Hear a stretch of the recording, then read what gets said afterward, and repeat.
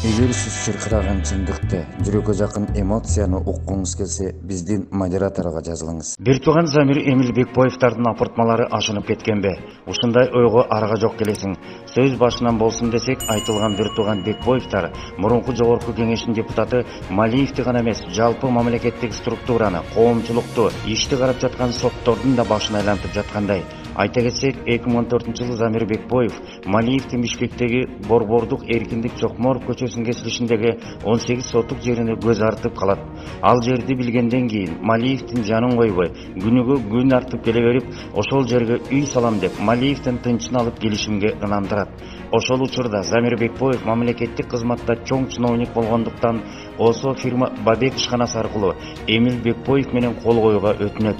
Келишимде 12 кабаттуу турак жай офис бизнес борбору менен курулушу каралып, 2015-жылы 18 айдын ичинде бүтөөрү белгиленет. Келишимдин негизинде курулуштун чыгымын ОСО фирма Бабек толук мойнуна алып, анын 30% жер эсип Малиевге тийиштүү болору бекитилип, эки тарап кол коюлат. Иш жүзүнө келгенде, бир тууган Бекбоевдар өз убагында курулушу жүрүп жаткан имарат бүтпөйт.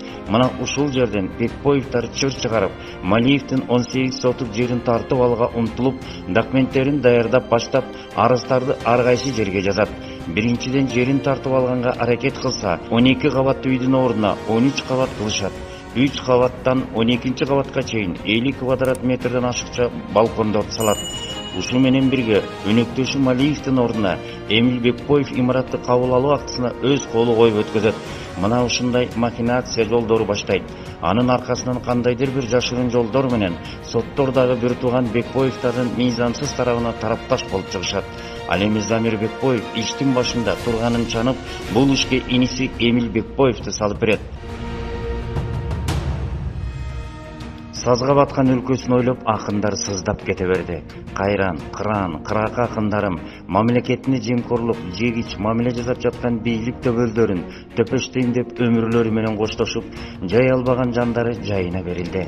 Төкмө акын Эмилбек Иманалиев келген бийлик кеткен бийликке шултолуп, өзүн оңоп түзөп кеткендин ордуна кеткен бийлик кейпин кийгендигин арман кылып, акыркы күндөр ырым төгүп ырдаган. Кыргыз төрүн төрөлөр болгон.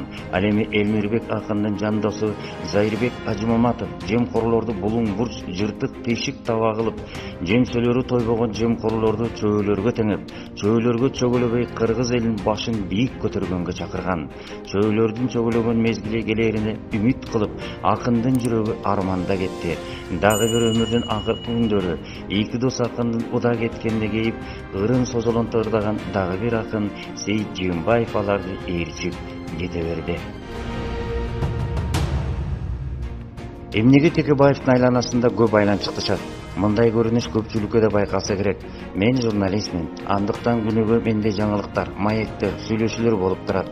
Бүгүнкү менин жолугушум Ата Мекен партиясынын лидери Өмүрбек Текебаев болду. Моюнга алыш керек. Текебаев лидер, өлкөдөгү алдыңкы саясатчы, көптү көргөнү кебинен, өлкөсүнүн терең билгени тереңдигинен, билгичтиги билиминен билинип турат.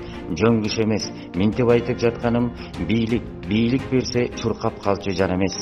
Бийликке алданбайт. Өзүнүн өлкөдөгү ордун жакшы билет.